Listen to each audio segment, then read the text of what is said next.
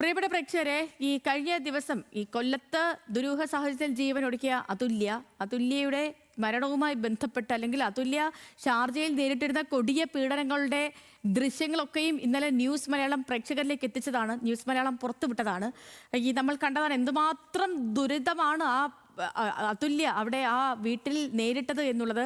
ഈ അയാളുടെ ഈ സതീഷ് എന്ന് പറയുന്ന ആളുടെ പീഡനം എത്രത്തോളം ഏറ്റുവാങ്ങി എന്നുള്ളത്. ഇപ്പോൾ ഈ വാർത്തയുമായി ബന്ധപ്പെട്ടുള്ള പുതിയൊരു അപ്ഡേഷനിലേക്ക് പോവുകയാണെങ്കിൽ, ഈ അതുല്യയുടെ കുടുംബം മുഖ്യമന്ത്രിയെ കാണാൻ ഒരുങ്ങുകയാണ്. കേസിൽ സ്പെഷ്യൽ പബ്ലിക് പ്രോസിക്യൂട്ടറെ നിയമിക്കണമെന്നാണ് കുടുംബത്തിന്റെ ആവശ്യം. ക്രൈംബ്രാഞ്ചിന്റെ അന്വേഷണത്തിൽ കുടുംബത്തിന് കടുത്ത അതൃപ്തിയുമാണ്. ഷമീർ അബ്ദുൾ ആണ് വിവരങ്ങളുമായി കൊല്ലത്ത് നിന്ന് ചേരുന്നത്.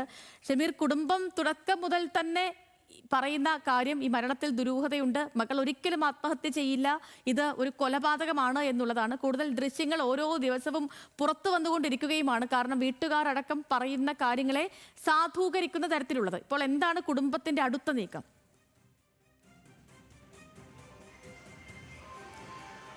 Sethulakshmi, good morning.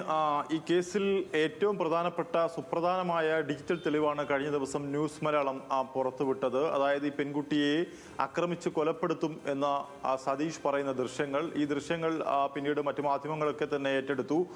ഇതിൽ ഏറ്റവും സുപ്രധാനമായ കാര്യമെന്ന് പറഞ്ഞാൽ, ഇപ്പോൾ ഇയാൾ മുൻകൂർ ഇടക്കാല ജാമ്യത്തിലാണ് ഇപ്പോൾ ഉള്ളത്. ഇയാളുടെ ജാമ്യം റദ്ദാക്കാൻ ആവശ്യമായ തെളിവുകൾ കോടതിയിൽ സമർപ്പിച്ചിട്ടുണ്ട്. ഇതിന്റെ ഫോറൻസിക് പരിശോധനാ ഫലം വേഗത്തിലാക്കണമെന്നും ഈ കേസിൽ ഒരു സ്പെഷ്യൽ പബ്ലിക് പ്രോസിക്യൂട്ടറെ വെക്കണമെന്നുമാണ് കുടുംബത്തിന്റെ ആവശ്യം. നിലവിലൊരു പ്രോസിക്യൂട്ടർ ഉണ്ട്. ആ പ്രോസിക്യൂട്ടറെ സഹായിക്കാൻ പ്രമുഖനായ ഒരു സ്പെഷ്യൽ പബ്ലിക് പ്രോസിക്യൂട്ടറെ ഈ കേസിൽ നിയമിക്കണം. ഇതിൽ ഇടപെടേണ്ടത് മുഖ്യമന്ത്രിയാണ്. ഇനി മുഖ്യമന്ത്രിയെ കുടുംബം നേരിട്ട് കാണും. അതിനായുള്ള നീക്കം അവർ ആരംഭിച്ചു. ഇപ്പോൾ ഓണാവധിയും മറ്റുമൊക്കെ കഴിഞ്ഞ ശേഷമായിരിക്കും മുഖ്യമന്ത്രിയെ നേരിൽ കണ്ട് തങ്ങളുടെ ഈ ഒരു ആവശ്യം പറയുക.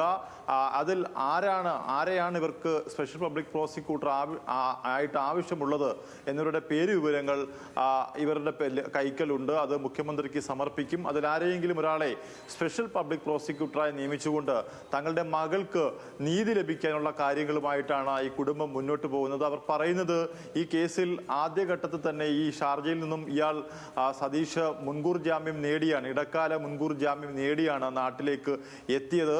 ഈ ഒരു ക്രൈം നടന്നത് ഷാർജയിലാണ്. അതുകൊണ്ടാണ് ഈ കേസ് ഇപ്പോൾ സ്റ്റേറ്റ് ക്രൈംബ്രാഞ്ച് അന്വേഷിക്കുന്നത്. ആ അന്വേഷണത്തിൽ അവർക്ക് തൃപ്തി ഉണ്ടെങ്കിലും ഒരു മെല്ലെപ്പോക്ക് ഈ അന്വേഷണത്തിൽ ഉണ്ടായി എന്ന് കുടുംബം കഴിഞ്ഞ ദിവസം ഞാനുമായി സംസാരിച്ചപ്പോൾ അവർ പറയുകയും ചെയ്തു. എന്തായാലും പ്രധാനമായും സ്പെഷ്യൽ പബ്ലിക് പ്രോസിക്യൂട്ടറെ വേണമെന്നൊരു ആവശ്യമാണ് ഏറ്റവും ഒടുവിൽ ഇവർക്കുള്ളത്. ഇതുമായി ബന്ധപ്പെട്ട് ഇനിയും തെളിവുകൾ നമ്മളുടെ പക്കലുണ്ട്. ഇയാൾ മറ്റാളുകളുമായി ചാറ്റ് ചെയ്യുന്ന, മറ്റ് സ്ത്രീകളുമായി ചാറ്റ് ചെയ്യുന്ന ചാറ്റിംഗ് ഉൾപ്പെടെയുള്ള കാര്യങ്ങളുടെ സ്ക്രീൻഷോട്ട് അടക്കം നമുക്ക് ലഭ്യമായിട്ടുണ്ട്. പക്ഷേ ഈ ഒരു അവസരത്തിൽ നമ്മൾ അതൊന്നും നൽകുന്നില്ല. ആ കുടുംബത്തിന്റെ ഒരു ആവശ്യം പരിഗണിച്ചുകൊണ്ടാണ് ഇപ്പോൾ മുഖ്യമന്ത്രി കാണുക എന്നുള്ള പ്രധാനമായ ഒരു ലക്ഷ്യം. അത് കണ്ട ശേഷം സ്പെഷ്യൽ പബ്ലിക് പ്രോസിക്യൂട്ടറുടെ പട്ടിക അവർ നൽകും. അതിൽ ഏറ്റവും പ്രധാനപ്പെട്ടത് വിസ്മയ, ഉത്ര തുടങ്ങിയ കേസുകളിൽ കോടതിയിൽ ഹാജരായിട്ടുള്ള സ്പെഷ്യൽ പബ്ലിക് പ്രോസിക്യൂട്ടറിന്റെ പേരാണ് അവർ ഉന്നയിക്കുന്നത്. എന്തായാലും ആ സ്പെഷ്യൽ പബ്ലിക് പ്രോസിക്യൂട്ടറെ തങ്ങളുടെ മകളുടെ കേസിലും ലഭ്യമാക്കണമെന്നൊരു ആവശ്യമാണ് കുടുംബത്തിനുള്ളത്.